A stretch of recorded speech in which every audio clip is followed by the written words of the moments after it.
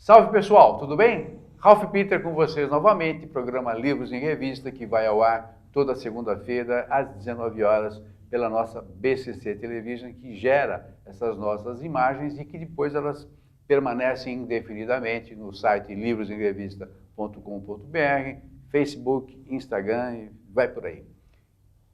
Sempre temos o firme propósito de levar até vocês um bom entretenimento com um elevadíssimo teor de cultura. Vimos fazendo isso numa trajetória aí de 12 anos e que nos deixa com bastante orgulho e com muito prazer, renovado a cada semana. Desta feita temos uma cultura cinematográfica.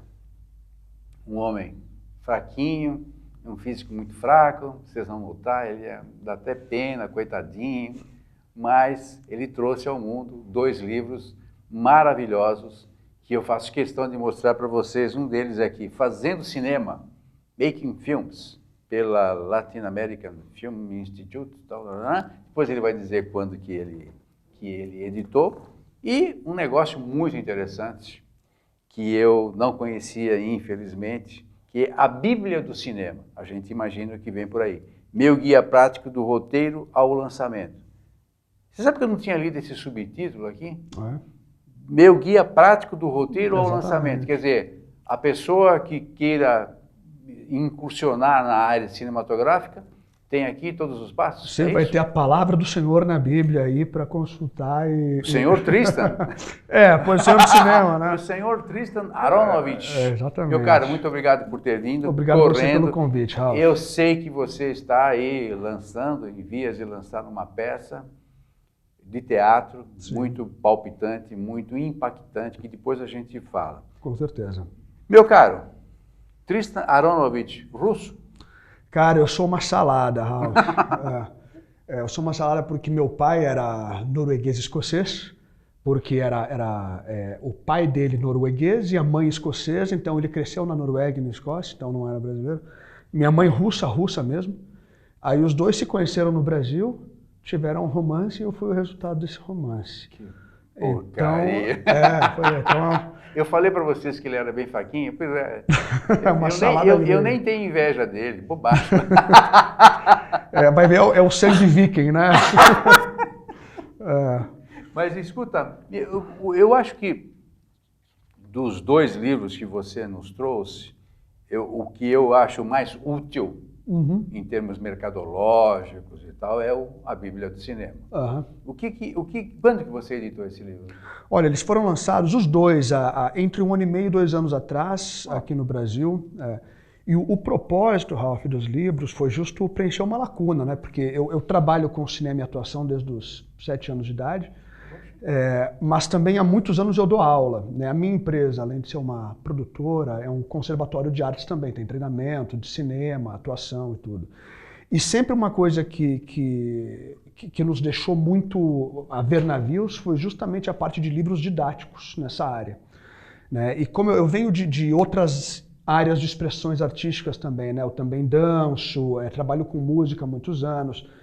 E para música, para dança, você tem uma série de tratados, né? Você tem livros que são métodos, né? Que você pode ir seguindo, né? E para atuação, para o ator, você tem diversos livros, uma literatura farta, né? Mas para o cineasta, é literalmente uma área muito deserta de conteúdo. Mas será, desculpe me interromper, mas será que não é também porque o cineasta não é muito chegado a escrever? Pode ser, isso é uma observação muito boa, pode ser isso também. Embora o cineasta seja um contador de histórias por excelência, então ele deveria gostar de escrever, né?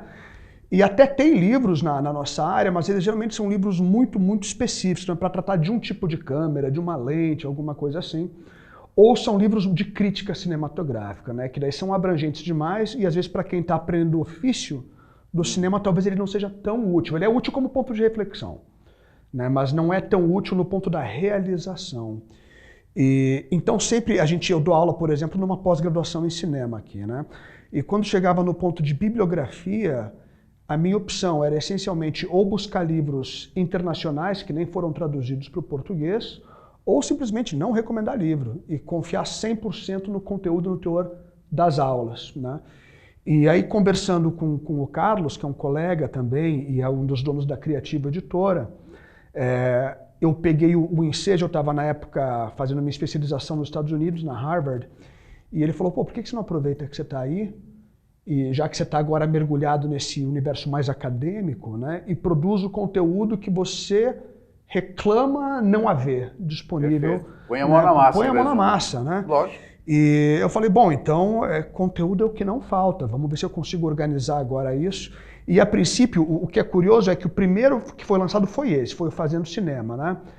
Esse é um livro mais raro ainda no ambiente acadêmico, ou até mesmo na área educativa, porque é um livro de estudos progressivos, que simplesmente não existe nenhuma língua, em nenhuma editora, em nenhum país do mundo na área de cinema.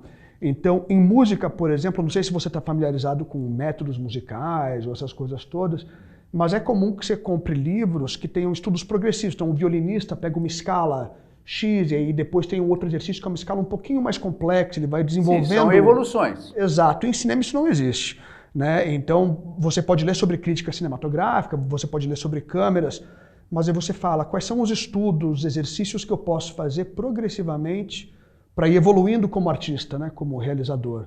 Isso simplesmente não havia.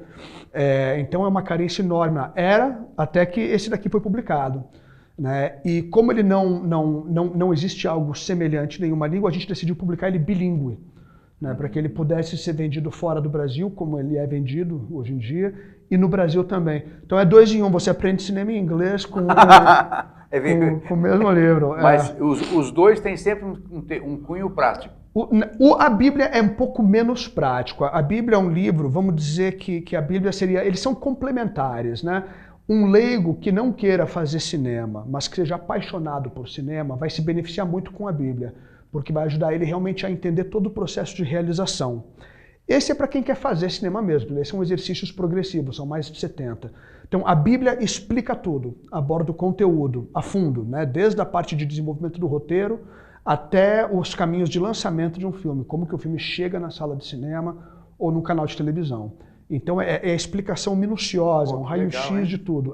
Que legal. Então mesmo um leigo que leia os capítulos de cinematografia na Bíblia, com certeza vai conseguir compreender, porque a informação está de modo bastante acessível, e espero eu que mude a forma como ele assiste cinema também, né? Ele vai começar a entender um pouquinho mais como as escolhas foram feitas, como um cineasta planeja os enquadramentos e tudo mais. E a linguagem dele tem muita empatia, obviamente. Ah, sim. Porque eu às vezes ouço alguns críticos de cinema, particularmente na grande mídia, e você simplesmente não entende o que os caras falam. Pô. Porque os caras querem mostrar tanta técnica, tanto conhecimento, tanta profundidade, que não transmite mensagem alguma, pô. Exatamente, exatamente. E o pior, né, que eu acho que é mais grave, eu creio que um dos papéis fundamentais do crítico seja o de formar o público. Né?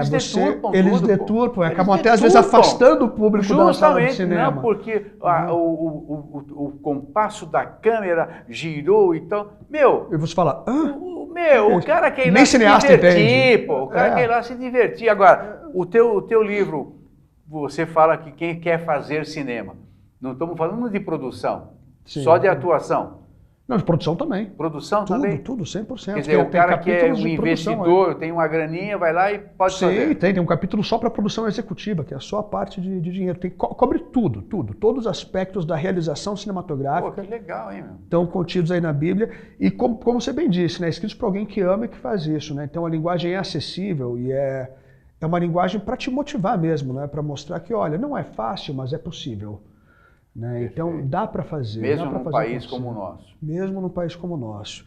Né? Pô, aqui no Brasil, o que eu já gravei, já lancei de filme é possível. Né? Mas então, isso que você falando agora me suscitou um negócio.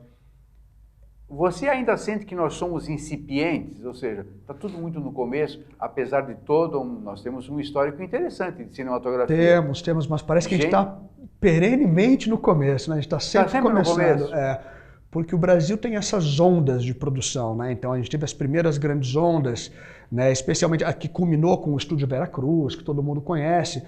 Só que daí depois vem o regime militar, e daí vem o cinema marginal, e daí aquilo acaba, e a gente tem aquele período de seca do cinema dos anos 80 e 90. Foi né? provocado justamente para não ter Exato. uma evolução social. Aí Embrafilme que acaba também, né? E aí depois tem o que a gente chama de retomada, que começa lá no iniciozinho dos anos 90.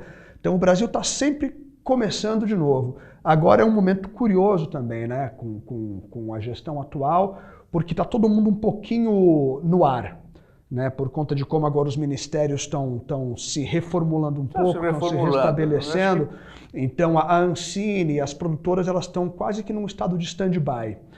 É por isso que as produtoras que produzem, têm o modo operacional mais independente, continuam fazendo, né? As que estão dentro de uma engrenagem maior, mais estatal e mais burocrática, estão um pouco mais de stand-by agora. E eu notei uma coisa, tenho notado nos cinemas nacionais, a qualidade do som melhorou muito. Não está igual, né? Eu vou te contar o segredo disso. Do som, você falou, isso, né? Isso. Pois é, então eu vou te contar uma coisa engraçadíssima. Só para até bem pouco tempo, você quase que não entendia o que os atores falavam. Exato, era o maior calcanhar de Aquiles do nosso cinema, era o som. Era isso mesmo? Era isso mesmo. Eu falei, será que eu sou tão chato assim, pô? Não, você simplesmente percebeu algo que estava ali. Metade da minha vida eu passei fora do Brasil, né? Então toda a minha parte de estudos, a parte acadêmica, eu fiz tudo fora. Então eu aprendi a fazer cinema fora do Brasil, né? Fiz faculdade, ginásio, colegial fora. Fora do Brasil aonde? Na Califórnia. Tá. E aí eu me lembro, quando eu voltei para cá pela primeira vez, em 2005, eu vim com um portfólio, tinha alguns filmes de longa-metragem que eu já tinha gravado na Califórnia, tinha lançado. E imediatamente a USP estava lançando um programa emergencial e alguns colegas naquele ano que trabalhavam com a coordenação acadêmica da USP me convidaram para dar um curso na USP, para cineastas, né, para cineastas e atores na época. O grande problema é que o pessoal que ia fazer faculdade de cinema na USP, na época chamava cinema, hoje em dia chama audiovisual, eles cursavam uns 4 anos de cinema. E quando concluíam aqueles 4 anos, eles não sabiam fazer um filme, não sabiam nem ligar uma câmera, né? Tem uma história mais ou menos maluca. É incrível.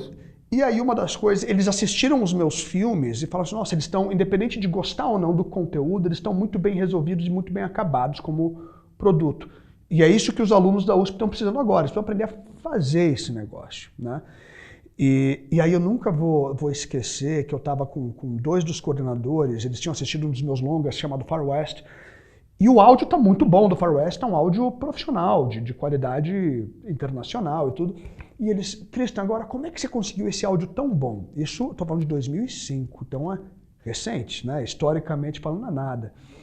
E daí eu falei, como assim, como é que eu consegui um áudio tão bom? Tá normal, eu só fiz o que tem que ser feito. É o meu padrão, pãozinho de integrativo. É o padrão. Eles, não, mas tá tão claro, tá tão perfeito. E aí, na hora, me caiu uma ficha. Eu falei, gente, é verdade, os filmes nacionais têm um problema muito grave com áudio. E eu falei, mas espera aí, eu usei microfones XYZ, que são os mesmos que o mercado utiliza aqui, e depois de gravar o filme inteiro, a gente dublou o filme inteiro de novo, e eles, na hora que eu falei dublou, eles, hã? Eu falei, eu estava até conversando com a minha amiga, com a Angel, sobre isso hoje, que ela é dubladora também. E eles, como assim dublou? Eu falei, a gente grava o filme inteirinho, você tem o som que a gente chama de som direto, que é o microfonista que fica no set de gravação, né, com aquela vara grande de boom, gravando tudo. O cara não cansa de ficar assistindo Ou se cansa, ou se cansa. Tem que fazer academia para ser microfonista, viu? E aí, quando você acaba e você monta o filme e edita o filme, o elenco inteiro tem que voltar e regravar suas próprias falas. Eles vão ter que sincronizar as suas falas com as suas próprias personagens e interpretações. Isso é de praxe na indústria americana, na indústria europeia, na Índia, na China, é de praxe. Você refaz o áudio inteiro do filme. E é claro que é um processo complexo, porque não basta só você gravar as vozes, tem que gravar o som ambiente, cada lugar tem um som, né? Tem toda a sonoplastia. Toda né? a vibração, inclusive. Tudo, né? Se eu me mexer aqui, cutucar uma pulseira, tem um sonzinho que vai ter que ser reproduzido artificialmente. E eles, nossa, mas isso que é terrível. esmero, né? É o esmero, e é por isso que tem Oscar de sonoplastia que não tem a ver com Oscar de trilha sonora, né? E eles olhavam para mim como se eu fosse um alienígena. E daí eu falei, mas vocês não dublam? E era, né? Eu era. E vocês não dublam os filmes de vocês aqui, não? Deles, não, de jeito nenhum. Como é que daí o ator vai conseguir voltar tudo, a né? ter a interpretação? Eu falei, gente, eu sou ator, esse é o trabalho do ator. Se eu cheguei numa performance de intensidade X naquela cena, faz parte do meu ofício, do meu trabalho, saber reproduzir aquilo depois, né? E eles ficaram em choque. E o choque deles me fez a ficha cair. Falei, gente, é por isso que o som tá tão terrível. Vocês estão usando o som direto, o som do set. Nunca tem como aquele som ficar perfeito. Né? Porque o que tem de interferências, até a própria proximidade e distância do microfone, a gente aqui está usando lapela. Né? Mas aqui não tem problema, né? Na situação de uma entrevista, não tem problema usar um lapela. Super fechado, É, fechadinho. Tudo... Até a Elina está sem falar nada, não pois respira. É. Agora, num filme, dependendo do figurino, da roupa que eu estou usando, do local, eu não posso usar um lapela.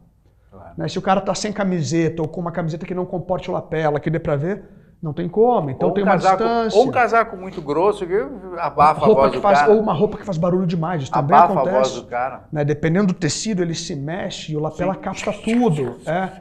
Então, e aí naquele momento, só em 2005, é que essa ficha do som caiu para mim. E aí eu expliquei para eles, e aí inclusive na USP eu dava aulas disso, de como fazer todo o processo de redublagem do filme. E de lá para cá, uma coisa que aconteceu também é que muita gente de publicidade começou a realizar muito cinema no Brasil. E na publicidade essa é uma prática mais comum e eles lidam bem com esse fato de dublar, né? Então aí você tem cineastas como o Fernando Meirelles, por exemplo, que vem de um outro universo. E aí o som começa gradativamente a melhorar. Melhorou muito. Porque o brasileiro começa a entender, com quase 100 anos de atraso, que tem que dublar o filme, né? E agora, é claro que é uma sinuca de bico, porque os nossos atores, em sua maioria, não estão preparados para dublar. Então, eu mesmo, um dos primeiros projetos que eu gravei aqui, para mim já era um fato consumado que eu dublaria tudo. Só que era um elenco de 95 pessoas. Então, você imagina, se cada um desses 95 não tem prática de dublagem, você imagina o tempo que eu vou levar. Isso quer dizer, o tempo e o custo disso aí, que é inerente, né? É inerente. Tempo e custo é inerente. Né? Então, o meu primeiro longa no Brasil, quando eu cheguei no estágio da dublagem, eu dublei os primeiros 5 ou 6 atores e falei, não dá, porque para 5 ou 6 atores eu levei 2 meses. Agora, você imagina os 95? Eu vou levar 5 anos para lançar esse filme, então eu vou tratar o áudio no melhor das minhas habilidades, vou mixar como eu puder e vai ter que ser lançado dessa forma. E aí eu já vou estar preparado para os próximos projetos para que isso não ocorra de novo. Isso naturalmente faz parte de uma planilha de custo, né? Com certeza, porque é tempo, né? Muito tempo. Então você tem que ter o seu engenheiro de som, você tem que ter o tempo de estúdio. Né? Os atores, se já não tiver no cachê dele de gravação a dublagem, você vai ter que remunerar a parte. E se o ator não está dando conta daquilo e o tempo vai se estendendo, aí como é que faz se o ator já tem outros compromissos? Não, e a locação do set, né? Tudo, absolutamente tudo. Vamos mudar um pouquinho. Claro, de assunto. Eu soube, o Zé Paulo Lanil me contou que você está com uma peça aí estourando. Sim, sim. Quer dizer que você, além de cinema, é dramaturgo e vai por aí. Eu trabalho com arte, né, cara? Você é desses que bate o escanteio e vai na área para cabecear? Sei lá, eu amo arte, eu nasci numa família de artistas, né? Então minha sorte, hein? Sorte, na minha família era muito engraçado. Se alguém quisesse ser médico ou engenheiro, eu acho que meu pai diria assim, tem certeza. Vai morrer de fome. Mas você vai ser feliz. Eu acho que o engenheiro na minha família era o ovelha negra, sabe? É uma família, você vê, eu tenho... quando muito ser engenheiro de som. Aí tudo bem, aí não tem problema. Engenheiro acústico. Por aí. Não, aí não tem problema. Você vê, minha bisavó era cantora de ópera na Rússia, minha avó pianista, uma das maiores pianistas russas de todos os tempos. Realmente era propício. Exatamente. Era propício. Um caldo de cultura interessante. Sim. A minha mãe, ela faz coisas que eu nunca vi ninguém fazer. Eu fiz 2 faculdades, uma das faculdades que eu fiz foi música, né? Agora, a minha mãe tem uma bagagem cultural, você coloca um Shostakovich para tocar no CD, no Spotify, por 3 segundos. E aí, 3 segundos ela escuta aquilo e ela fala assim, Ah, isso é a Sinfonia número 8 do Shostakovich em Ré bemol, que ele compôs em 1893, logo depois que ele tinha perdido o filhinho. Ela te contou e falou, mas história toda, mano. Mas você escutou 3 segundos o negócio, nem eu que estou colocando aqui nem sabia o que era ainda, e você já sabe, é uma sensibilidade artística, assim, que eu realmente devo... Alma, literalmente é uma alma sublime, né? Ah, sim, eu devo isso, acho que essa herança artística eu devo aos meus familiares, sem dúvida, né? Eu acho que eu só fui uma extensão, uma continuação. Então é por isso que é até difícil... ela me perguntou ali antes de... Desculpa, esqueci o nome da... Ah, não tem problema, é a Luciana. Luciana, né? A Luciana me perguntou como é que a gente apresenta você. Para mim é até estranho, né? Ator ou cineasta, porque eu faço um monte de coisa, né? Então acho que artista talvez seja o melhor. Multitarefa, pronto. Pô, toco uns 8 instrumentos, né? Então eu amo isso. Eu sabia que você não podia ser perfeito. E eu não consigo dissociar uma coisa da outra. Para mim eu não dissocio cinema de música. Porque quando eu estou compondo, na hora que eu componho eu estou vendo uma história. E na hora que eu estou escrevendo uma história, eu estou escutando uma música. Para mim é tudo uma coisa só, não tem como... E como é que você consegue associar?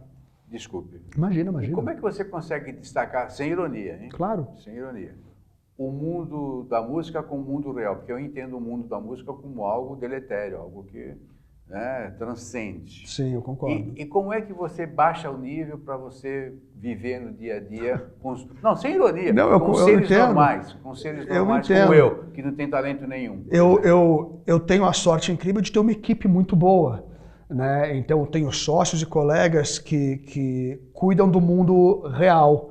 E aí eu posso me permitir no dia a dia. Então no LA Filme, que é a minha empresa aqui, eu tenho esse luxo, esse privilégio de ser o diretor artístico. Então eu posso viver nesse mundo o tempo todo. E é o que eles esperam de mim. É a tua expertise, né? E é o que você gosta. Isso. Então assim, eu faço a parte... Você faz melhor do que ninguém, eu cuido da parte de criação, né? Então eu posso ficar nesse mundo paralelo e aí a parte de contas e do dia a dia, não sei o quê. Saber. Eu nem entendo. Se eu tentar fazer isso, eu levo a empresa à falência em 2 dias. Faliu em 2 dias. Você sabe que uma vez a minha sócia Luciana, ela teve filha há algum tempinho, então ela tirou uma licença. E daí, por 1 ou 2 meses, os pagamentos ficaram comigo da empresa. Eu entrei em pânico. Você não pagou nada, naturalmente. Eu paguei todo mundo umas 2 ou 3 vezes mais do que eu devia pagar.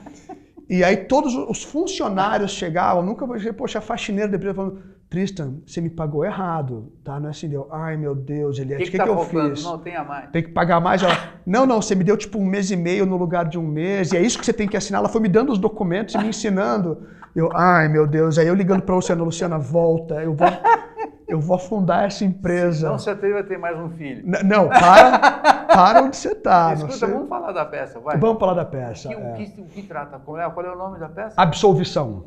Absolvição. Tá, vamos lá. E a peça, na verdade, a história é muito trágica, né? É um fato que ocorreu, de fato, em 2006, aqui no estado de São Paulo, quando uma mulher muito jovem, Daniele Toledo do Prado, ela já tinha uma trajetória bastante complicada e uma filhinha de menos de 1 ano, a Vitória, muito doente, né? Tinha asma e uma série de problemas alérgicos. Mas aí um dia, numa crise de asma, a Daniele leva a filhinha para o hospital e a filhinha vem a óbito, a filhinha falece.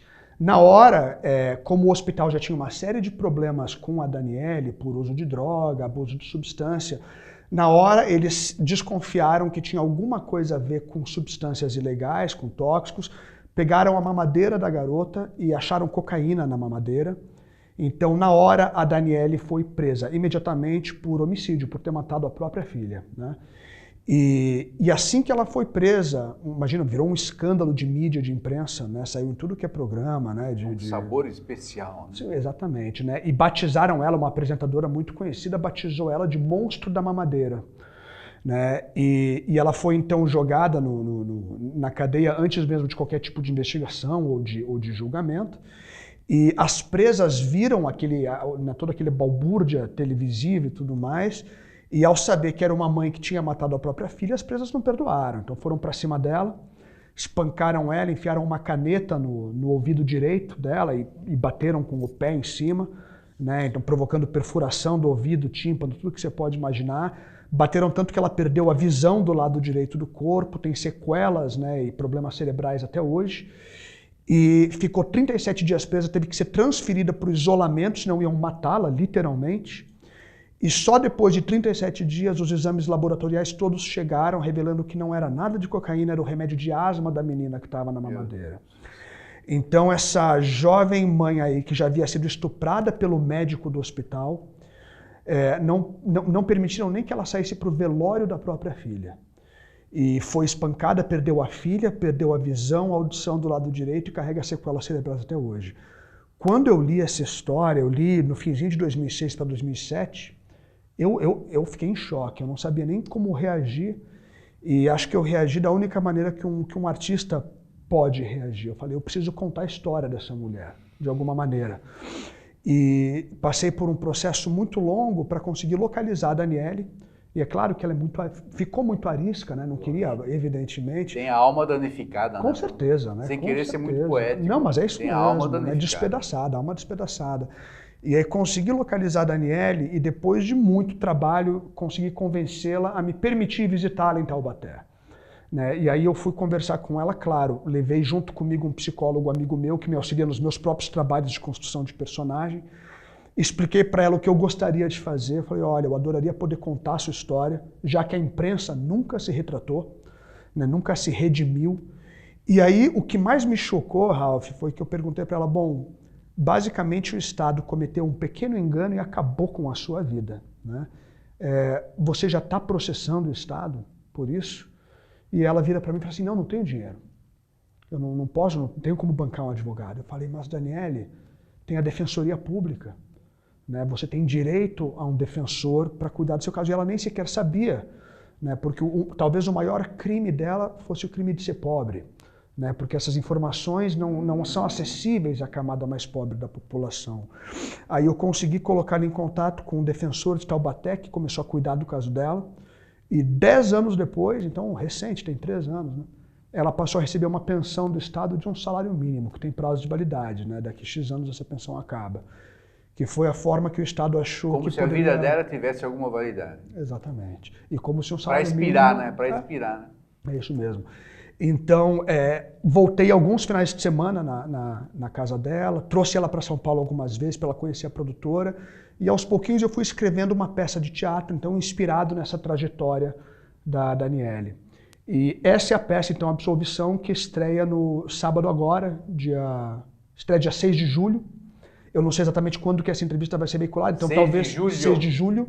Então, se ela for veiculada depois disso, então já estreou. Tomara que tenha sido com muito sucesso. Incrível.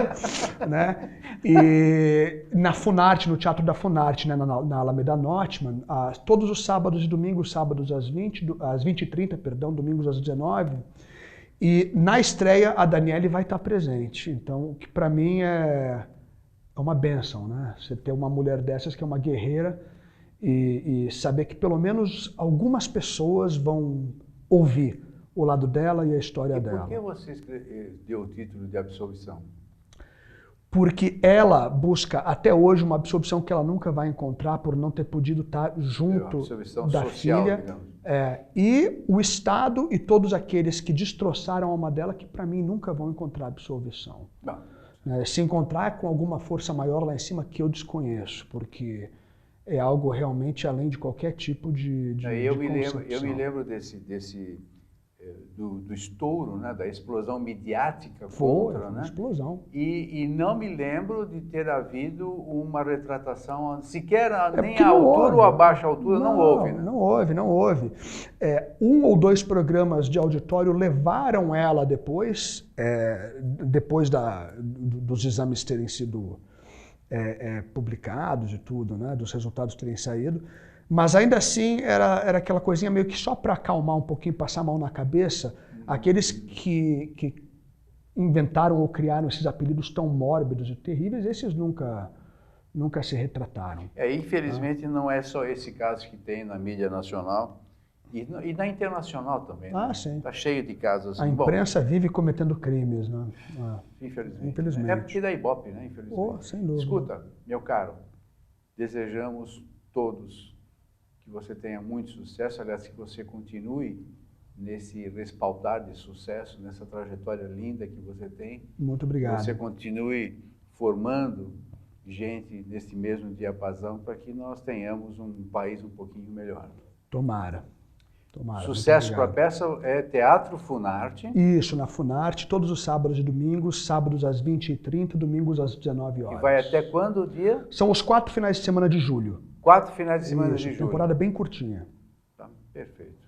E você está convidado, espero te ver lá, por favor. Né? Com toda certeza. Convidado de honra. Eu vou, de honra não, mas com certeza eu vou de ficar honra, lá no meio. Poxa, não, vou chorar um pouquinho lá. Tomara. Aliás, tomara. a peça tem um efeito desse tipo, não? Olha, a gente fez uma temporada teste fechada, né? E provocava soluços no público no final. É mesmo? Então, é porque se você ficar sabendo de uma história dessa, do que aconteceu no final, você tem que ser algum tipo de pedra ambulante para não se comover e não se emocionar, né? Então todos nós temos mães. Você falando está se emocionando. Não, mas é emocionante. Né? E poder chamar a Daniele hoje de amiga minha, eu estava conversando com ela antes de chegar aqui, né, no telefone. Para mim é uma benção, um privilégio. Eu espero só fazer jus à guerreira e à mulher que ela é, né? Seguramente fará. Esse é teu ímpeto, é a tua missão. Tomara. É isso que assim aí. seja. Pessoal, Tristan Aronovich, um ilustre ser humano que seguramente ainda fará muitos de nós bastante felizes.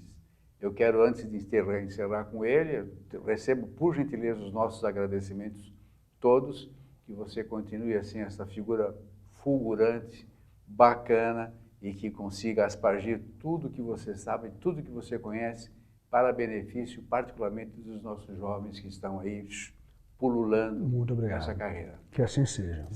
Será porque você merece. E nós também. Luciana, Verão, toda a equipe técnica, receba por gentileza o nosso agradecimento. Maria Estela Guedes, que através do seu site www.com, situado em Lisboa, nos insere, nos enfurna em todo o universo lusófono. E também ao nosso ilustre jornalista, dramaturgo também, José Paulo Lanil, que fez questão de oferecer esta pauta maravilhosa, a quem eu agradeço sobremaneira. Pessoal, muito obrigado pela companhia, audiência, paciência, amizade e todo o resto. Até a semana. Tchau, tchau. Valeu.